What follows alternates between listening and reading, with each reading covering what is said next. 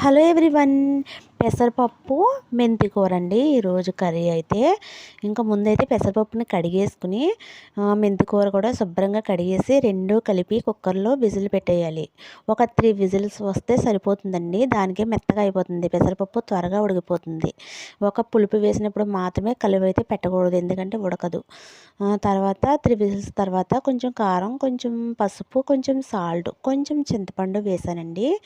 వేసిన తర్వాత ఒక్కసారి అయితే మళ్ళీ గ్యాస్ మీద పెట్టేశాను. తర్వాత తాలింపు వేసుకోవడమేనండి.